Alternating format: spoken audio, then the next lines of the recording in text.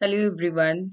So let's continue economics first chapter, development. Let's quickly revise what we have covered in the video 1. Development is the sum total of income plus the quality of life like equal treatment, freedom, security, respect of others, etc. Development is also known as progress. Its idea has always been with us. Everyone has his own aspirations and desires about what he would like to do and how he would like to spend his life. People want regular work, better wages, and decent prices for their crops or other products. In other words, they want more income.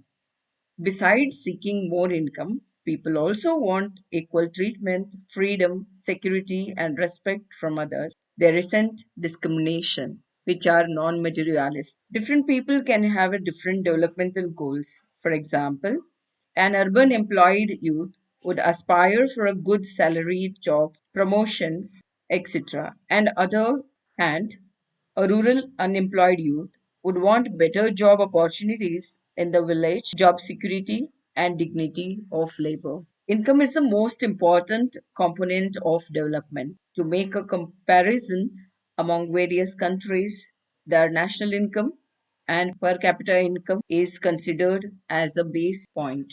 Individuals seek different goals, and thus their notion of national development is also likely to be different. So, to summarize, individual developmental goals, different people, different goals. What may be development for one may not be development for others.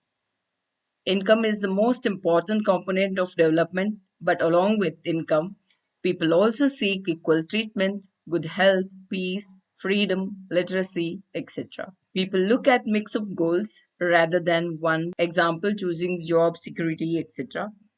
So in this video, we are going to learn about national developmental goals. So before we go further, let us understand what is national development. National development refers to the overall growth and progress of a country, encompassing various aspects such as economic, social, cultural, and political development.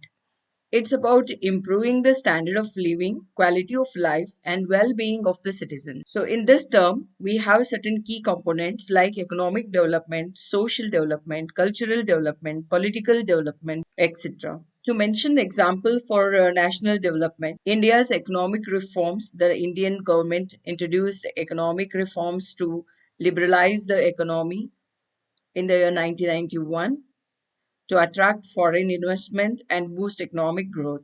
This led to rapid economic growth, increased foreign investment, and improved living standards. What usually the common national developmental goals are higher income, average income to be increased, public facilities, sustainability of development, etc. It is very important to keep in mind that different persons could have different as well as conflicting notions of a country's development. However, can all the ideas be considered equally important? Or if there are conflicts, how does one decide what would be a fair and just path for all? We also have to think whether there is a better way of doing things. Would the idea benefit a large number of people or only a small group? National development means thinking about all these questions. Just have a look at it and understand what would be the developmental goal for a region like this. Look at the picture on the right. What would be the developmental goal for such an area? So think on your own before you check the answer here.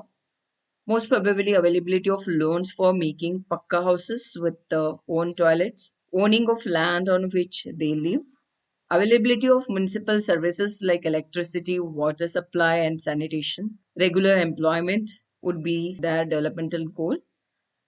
Medical facilities in the locality like a dispensary. So many more can be added along with these are the major developmental goal in the areas where you can see the image. Let's have a look at read this newspaper report and answer the questions that follow. A vessel dumped 500 tons of liquid toxic waste into open air dumps in a city and in the surrounding sea. This happened in the city called Abidjan in Ivory Coast, a country in Africa. The fumes from the highly toxic waste caused nausea, skin rashes, fainting, diarrhea, etc. After a month, 7 persons were dead, 20 in hospital, and 26,000 treated for symptoms of poisoning. A multinational company dealing in petroleum and metals had contracted a local company of the Ivory Coast to dispose the toxic waste from its ship. Let's have a look at the questions here. Who are the people who benefited and who did not? Along with the me, you can also think of the answer and type in the comment box if possible. Those who dumped the toxic waste have benefited, while the people of Abidjan in Ivory Coast were not benefited. The second question is, what should be the developmental goal for this country in this situation? Creating a pollution awareness. If you have any other answer, you are free to type in the comment box. So let's have a look at one more question here.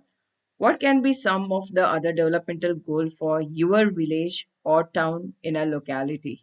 So, being a responsible citizen, you might have observed around you or in your area or in your locality where you live in. So, think about it. What should be the developmental goal for your area?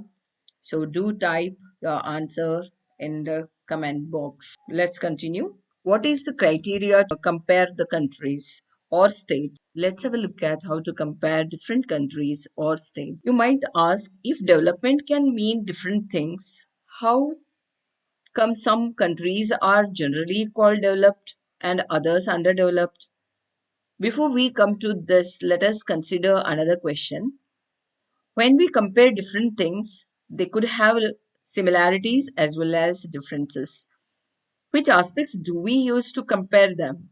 Let us look at students in the class itself. How do we compare different students? They differ in their height, health, talents, and interests. The healthiest student may not be the most studious one. The most intelligent student may not be the friendliest one. So, how do we compare students?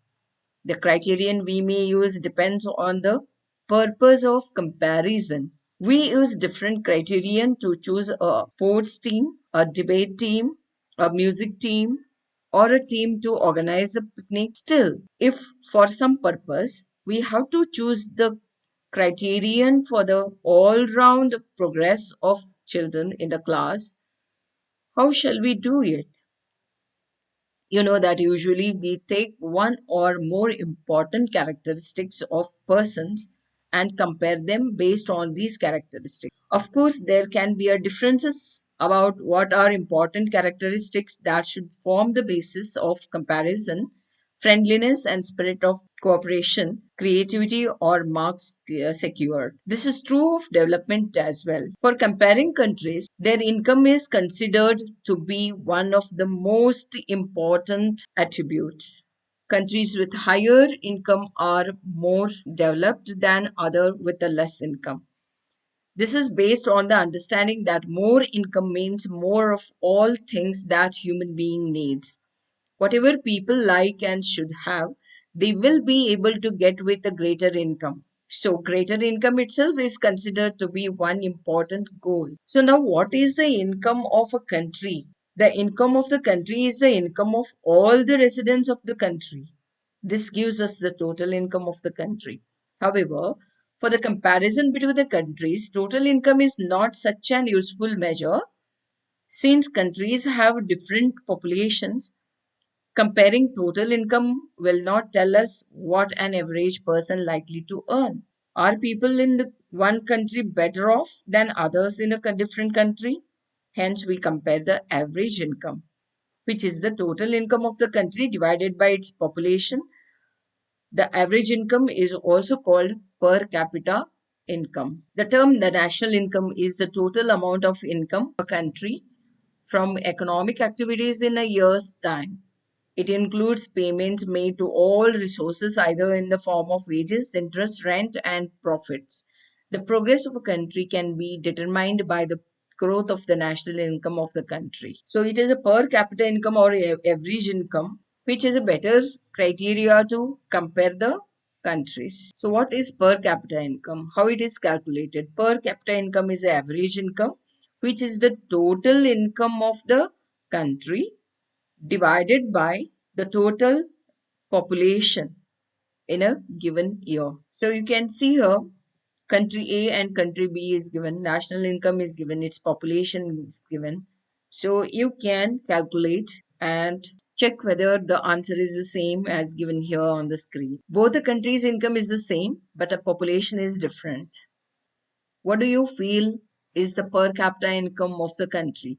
Which country is better off than the other? Let's have a look at the per capita income of both the countries. Country A's per capita income is 80. Country B's per capita income is 50. So what do you feel is the better off than other? Definitely is this country A, as the income of the country is same but population is different. So what matters more over here is not just the national income, even its population matters. In World Development Reports brought out by the World Bank, this criterion is used in classifying countries. In World Development Reports brought out by the World Bank, this criterion is used in classifying countries with a per capita income of US dollar. So this is as per the latest textbook 2025-26 published by NCRT. 2023 data is available in the textbook. You can refer this. So as per 2023, the World Bank report, that is World Development Report, the countries with per capita income of US dollar 63,400 per annum and above are called high income or rich countries. Per capita income US dollar 2400 or less are called low income countries. So where do India falls? Let's have a look at. So India's per capita income. India comes in the category of a low middle income countries because its per capita income in 2023 was just about US dollar 10,030 per annum. So the rich countries, excluding countries of Middle East and certain other small countries, are generally called developed countries. Now let us have a look at average income and how much it matters, how important it is to compare the countries. While average are useful for comparison, they also hide the disparities. So let us understand in depth of it. For example, let us consider two countries, country A and country B. For the sake of simplicity, we have assumed that they have only 5 citizens each. Based on data given in table 1.2, calculate the average income for both the countries. So what would be the average income? I hope you have calculated already.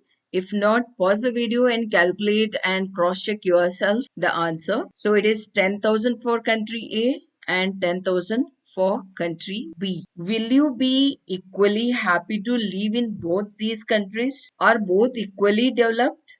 Perhaps some of us may like to live in country B if we are assured of being its fifth citizen, but if it is a lottery that decides our citizenship number, then perhaps most of us will prefer to live in the country A.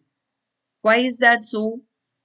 Both the countries' average income is the same, but still, why do we prefer to live in country A rather than country B?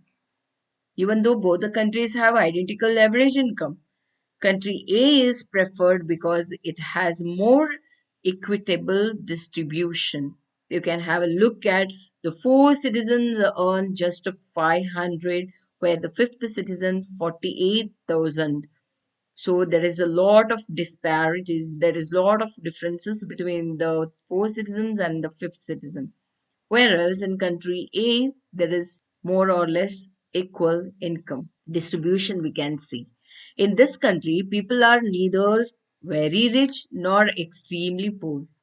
On the other hand, most citizens in country B are poor and one person is extremely rich. Hence, while average income is useful for comparison, it does not tell us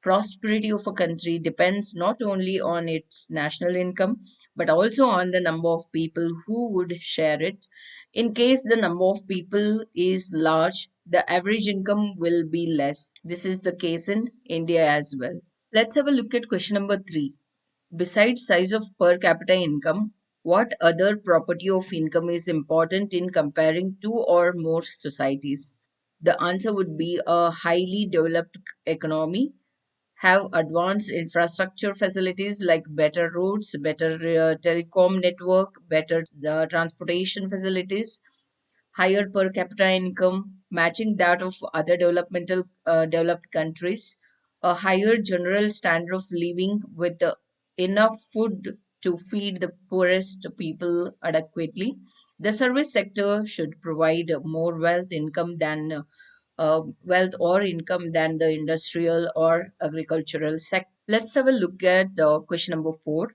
Suppose records show that the average income in a country has been increasing over a period of time. From this, can we conclude that all sections of the economy have become better? Illustrate your answer with an example. So let's have a look at the answer. All sections of the economy have become better. We cannot conclude that because different sections of the economy may have become better or worse.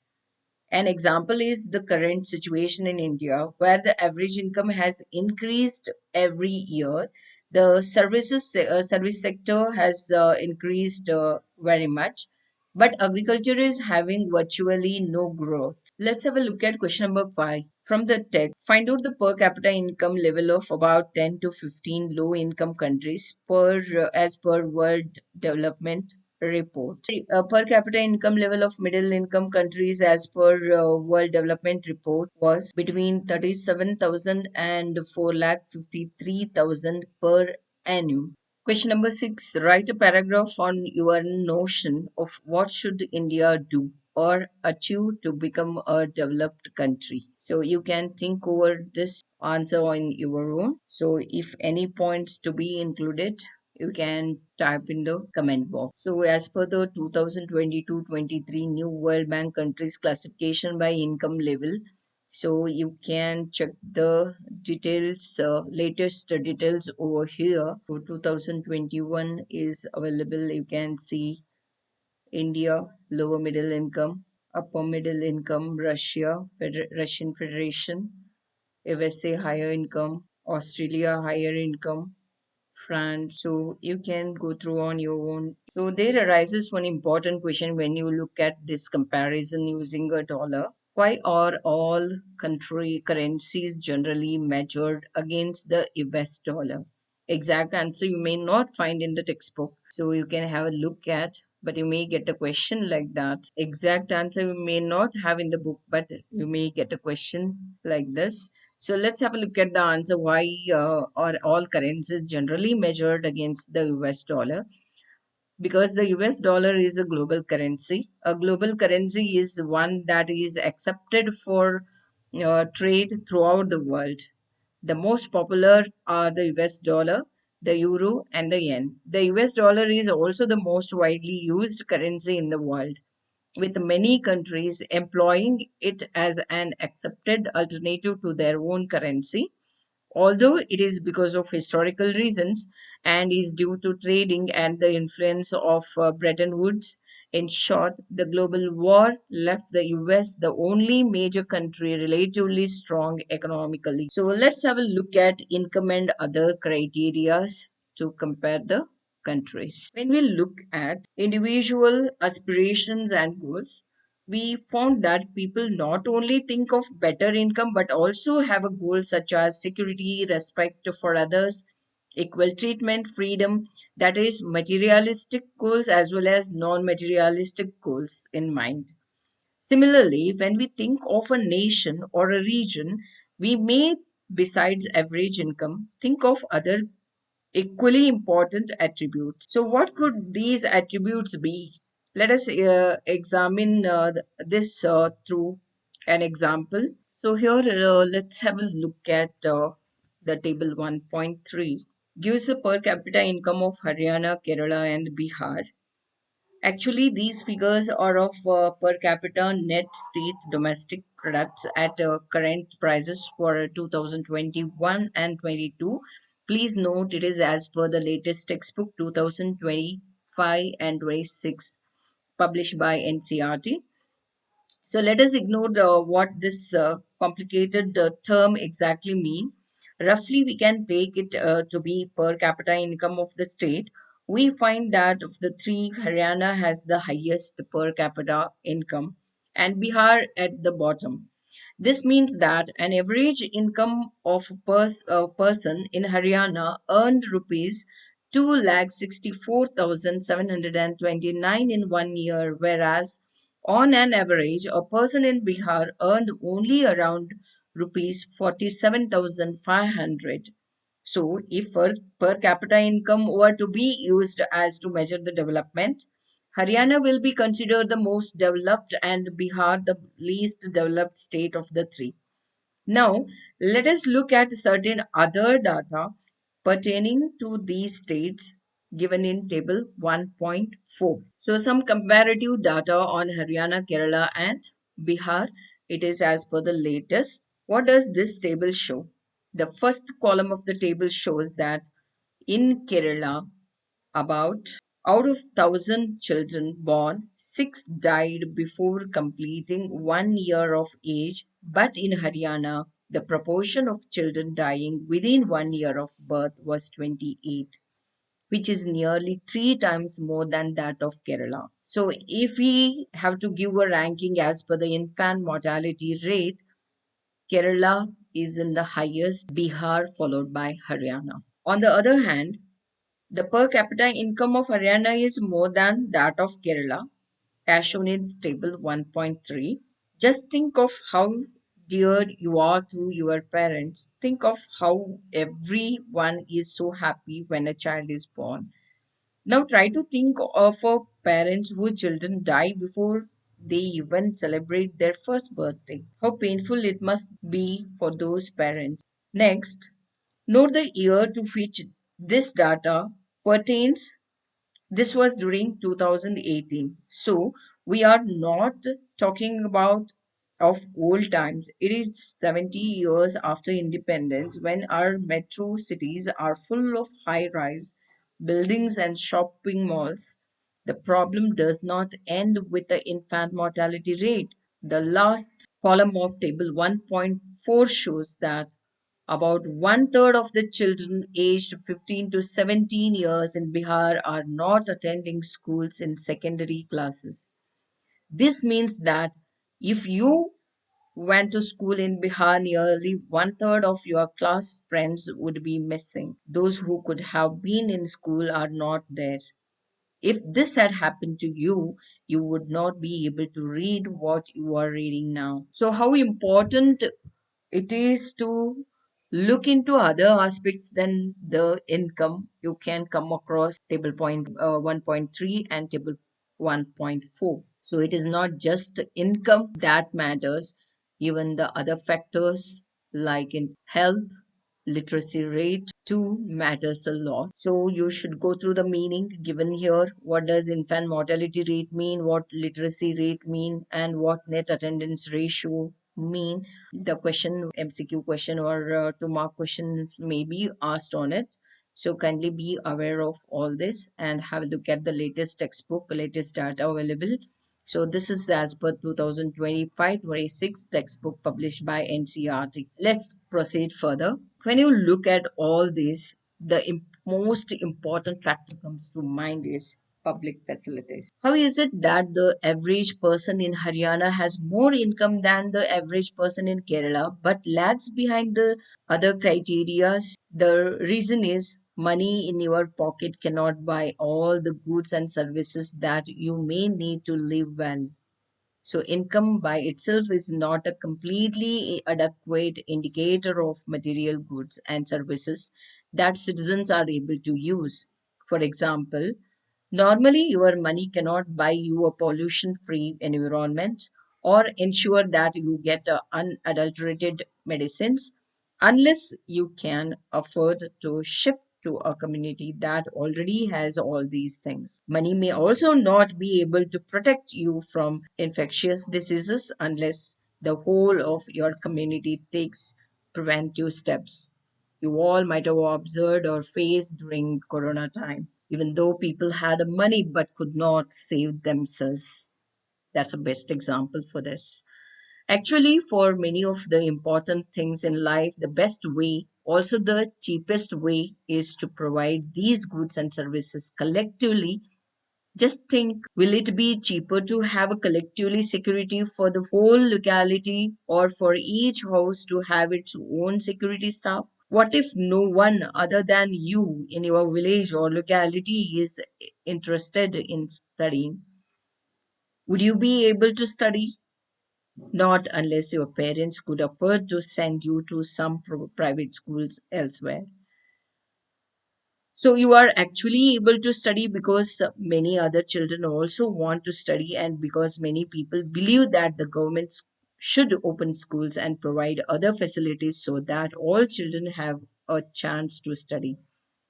So even now, in many areas, children, particularly girls, are not able to go to high school because the government or society has not provided adequate facilities. So now Kerala has a low infant mortality rate because it has adequate provisions of basic health and educational facilities. Similarly, in some states, the public distribution system PDS functions well. Health and nutrition status of a people, such a status is certainly likely to be better.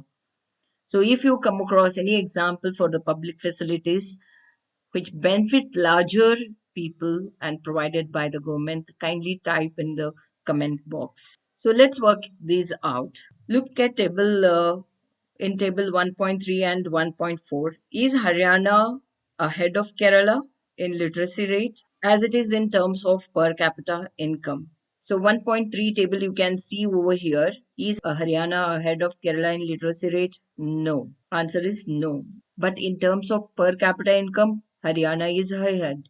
But in terms of literacy rate, Kerala is ahead. Think of other examples where collective provisions of goods and services is cheaper than individual provisions. So, example can be public toilets, parks, it can be transportation, it can be government buses, and you can see it can be a railways. Many more examples can be given over here. So, if you come across any other example, kindly do type in the comment box. So, third question is, does availability of good health and educational facilities depend only on amount of money spent by the government on these facilities? What other factors could be relevant? Answer is no. It does not only depend on amount of money spent, it also depends on the capabilities of the doctors and quality of the medicines in the case of health facilities. In education, the quality of the teachers, the infrastructure is also important, and moreover, the interest of the students in learning and attendance. Fourth question is, in Tamil Nadu, 75% of the people living in rural areas use a ration shop, whereas in Jharkhand, only 8% of rural people do so. Where would people be better off and why? According to one sources, a question, okay, 75% of the people living in rural areas in Tamil Nadu use ration shop. This is in contrast to other areas like Jharkhand, whereas only 8% rural people use ration shop. This indicates that ration shops are a significant source of basic public assistance for rural population in Tamil Nadu. So it shows that people are aware. Creating awareness is very important. People are aware and making use of the public facility, whereas in Jharkhand, people are not aware or not making use of the public facility. It might be lack of education or lack of literacy rate matters, or lack of creating awareness matters. Let's move on. Activity 2. Study table 1.5 carefully and fill the blanks in the following paragraphs. For this, you may need to make calculations based on the table. Table 1.5, educational achievement of rural population of Uttar Pradesh. The literacy rate of all age groups, including young and old, is 76% of rural males and 54% of rural females. However, it is not just that these many adults could not attend schools, but that there are 24% of males and 46% of females who are currently not in school. So it is clear from the table that 18% of rural girls and 15% of rural boys are not attending school. Therefore, illiteracy among children in age group 10 to 14 is as high as 13% of rural females and 10% of rural males. So, this high level of literacy among older age group, even after more than 70 years of our independence, is most disturbing. In many other states also, we are nowhere near realization of the constitutional goal of free and compulsory education for all children up to the age of 14, which was expected to be achieved by 1960. So activity 3, so it is about BMI. One way to find out if adults are undernourished is to calculate what nutrition scientists call body mass index. This is easy to calculate. So first process is take the weight of a person in kg, then take a height in meters, divide the weight by the sequence of the height. If this figure is less than 18.5, then the person is to be considered undernourished.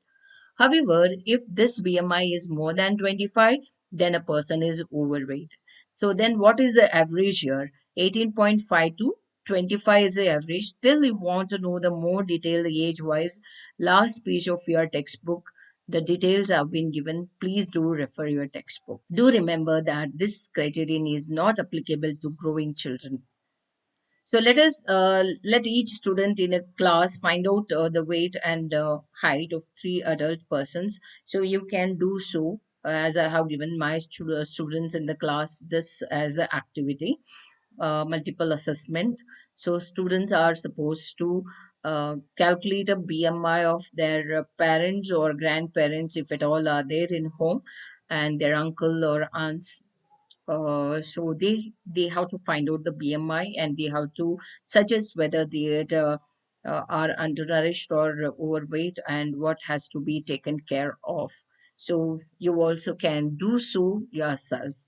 So human development report is very important in these all aspects. The other criterias, as you could see that World Bank prepares or compares the countries based on the per capita income. So that is called World Development Report. Whereas Human Development Index is prepared by UNDP, that is United Nations Development Program. So what Human Development Report includes? One, it is realized that even though the level of income is important, yet it is an inadequate measure of the level of development. We begin to think of other criterion. As you could see the limitations of average income, there could be a long list of such a criterion, but then it would not be so useful. What we need is a small number of the most important things, health and education indicators, such as the ones we used in the comparison of Kerala, Bihar and Haryana are among them. Over the past decade or so, health and education indicators have come to be widely used along with the income as a measure of development. For instance, Human Development Report published by UNDP compares countries based on the educational level of the people, their health status, and per capita income. It could be interesting to look at certain relevant data regarding India and its neighbors from Human Development Report 2020. That is the latest available. Let's have a look at it. So table 1.6 of your textbook, first chapter, some data regarding India and its neighbors for 2022 has been given. Again, I'm repeating, this is as per the latest textbook 2025-26 published by NCRT. So, Human Development Report 2023-24, United Nations Development Program, New York, has published this. So, here we have India and its neighboring countries, Sri Lanka, India, Myanmar, Pakistan, Nepal, and Bangladesh. So, in this, you can see the ranking or the ranking of the countries gross human that is HDI ranking in the world 2021-22.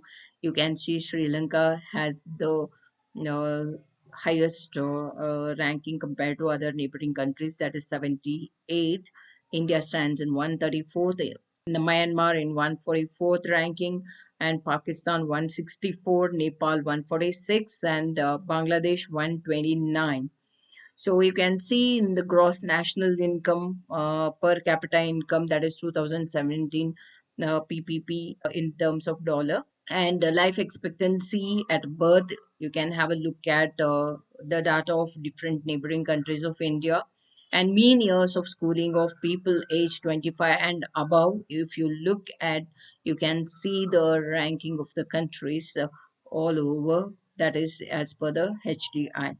So here HDI stands for Human Development Index. So HDI ranks in above table are about 193 countries in all.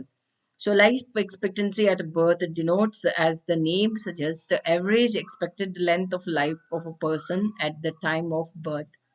Then per capita income is calculated in dollars for all countries so that it can be compared. It is also done in a way so that every dollar would buy the same amount of goods and services in any country. Isn't it surprising that a small country in our neighborhood, Sri Lanka, is much ahead of India in every aspects of a big country like ours has such a low rank in the world? So table 1.6 also shows that though Nepal and Bangladesh have a low per capita income than that of India, yet they are better than India in life expectancy. Many important have been suggested in calculating HDI, and many new components have been added to the Human Development Report, but by prefixing human to develop, it has made it very clear that what is important in development is what is happening to citizens of a country. It is people, their health, their well being that is most important. Do you think there are certain other aspects that would be considered in measuring human development? So let's have a look at the difference between UNDP and the World Bank. You may get a question on it. So kindly note down. UNDP, that is United Nations Development Program, has taken education, health, life expectancy, and other important components as the base for development, whereas World Bank has taken per capita income alone as the base for economic development to compare the countries. So second point here is UNDP. It is a broad concept as it takes into account all the important components of human development, whereas World Bank, it is a narrow concept as it takes into account only the income as the base. So third point, UNDP has ranked the different components of development. For example, India has been awarded 130 rank as per, if you look at the latest 2021-22, it ranks 134. So whereas the World Bank has divided the countries into low, per upper and high income countries. So as per the India comes under a lower middle income group. Another difference you can note down here is UNDP. The report prepared by UNDP is called HDI, that is Human Development Index, whereas the World Bank report is called World Development Report. So now very important part of the chapter is of sustainable development in, because every country is in the race to develop. We are not considering how much resources we are using in this process. Suppose for the present that a particular country is quite developed, we would certainly like this level of development to go up further, or at least be maintained for future generation. This is obviously desirable. However, since the second half of the 20th century, a number of scientists have been warning that the present type and levels of development are not sustainable. So we have not inherited the world from our forefathers, we have borrowed it from our children. So we have to save the resources for our future generation. In this term, there we also come across one more statement that there is enough on the earth for everybody's need, but not for everybody's greed, as Mahatma Gandhi stated rightly, because there is no end to our greed. Let's have a look at what do you mean by sustainable development. Sustainable development is a development that meets the need of the present without compromising the ability of the future generation to meet their own needs as well. So let's understand why this is so through the following example. Example one, groundwater in India. So two examples have been given is one is a groundwater and another one is a crude oil. So one is example for renewable resource, the other one is example for non-renewable resource. So water, as you know, that is a renewable resource. Recent evidence suggests that the groundwater is under serious threat of overuse in many parts of the country. About 300 districts have reported a water level decline of over 4 meters during the past 20 years. Nearly one third of the country is overusing their groundwater resources. In other another 25 years, 60% of the country would be doing the same if the present way of using this resource continues. Groundwater overuse is particularly found in the agriculturally prosperous regions of Punjab and western Uttar Pradesh. Hard rock plateau areas of central and south India, some coastal areas, and the rapidly growing urban settlements. Why underground water is overused? The most important answer is overgrowing population, modernizing agriculture. Can there be development without overuse? So think over yourself and answer. So in case of groundwater, if we use more than what we being replenished by rain, then we would be overusing this resource. So let's have a look at one more example. For example, crude oil that we extract from the earth is a non-renewable resource. However, we may find a source of oil that we did not know of earlier. Explorations are being undertaken all the time. Example 2, exhaustion of natural resource. Look at the table given over here, table 1.7, crude oil reserves. Middle East, United States of America, and worldwide. This is a source from BP Statistical Review of World Energy, June 2018. The table gives an estimation of reserves of crude oil, column 1. More important, it also tells us for how many years the stock of crude oil will last if people continue to extract it at the present rate. The reserves would last only 50 years more. This is for the world as a whole. However, different countries face different situations. Countries like India depend on importing oil from abroad because they do not have enough stocks of their own. If prices of oil increases, this becomes a burden for everyone. There are countries like USA which have the low reserves and hence want to secure oil through military or economic power. The question of sustainability of development raises many fundamentally new issues about the nature and process of development. So answer these questions after you understand the given information here. Is crude oil essential for the development process in a country? Yes, of course, it is essential for to run the vehicles, the machines, the engines. Everywhere we use crude oil. India has to import crude oil. What problems do you anticipate for the country looking at the above situation?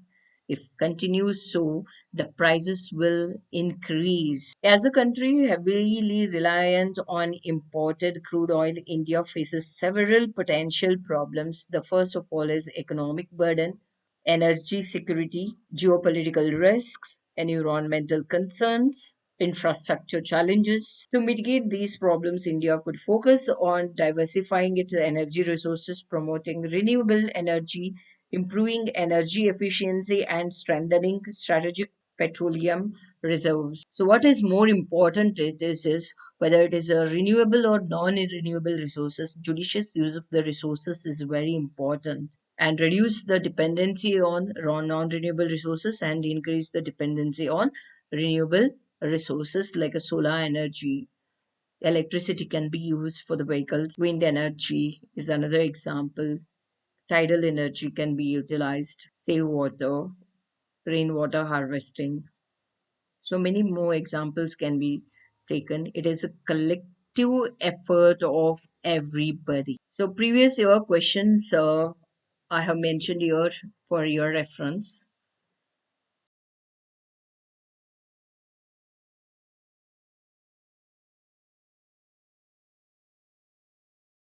So in 2024 board exams, these were the question asked from the chapter. Choose the correct option regarding body mass index from the following. Option A, assessment of blood pressure. Answer B, assessment of blood sugar level. Option C, assessment of body composition. D, assessment of undernutrition. Second one is assume there are four families in a locality. If the incomes of these four families in a week are rupees 2000, 5,000 rupees, 3,000 and rupees 6,000, then the weekly average income of the locality will be. So calculate and type your answer in the comment box. You will get a thumbs up if it is right answer. How can a nation achieve a balance between economic growth and economic environment sustainability? Explain by giving any two arguments. Very important. Such questions may be asked. You can type the keywords in the comment box. If your answer is correct, definitely will get a thumbs up. Question number three, that is a or question.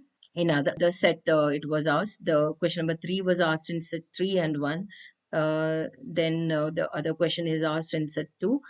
Different people have a different notions of development. Explain the statement with example. So you can type your answer in keywords in the comment box. So if your answer is correct, you will get the thumbs up. So some other questions include like what contributes to the human development. You can pause and have a look at it. You can read the answers. Then the other question is money cannot buy all the goods and services that one needs to live well. Explain. So pause the video and you can note down the points. The some more example of question answers have been given here. Read yourself and understand. If any queries, any questions, you can type in the comment box. We'll get back to you. Just these are the sample answers. You can go ahead with your own points along with these. You can make modifications accordingly. So there are many important terms have been used across the chapter. So have a look at these and note down and learn. You cannot expect what kind of questions come in the board exam. So kindly read thoroughly, prepare yourself, understand the concept clearly rather than ratification or just memorizing it. Just pause the video and you can prepare, read yourself and understand.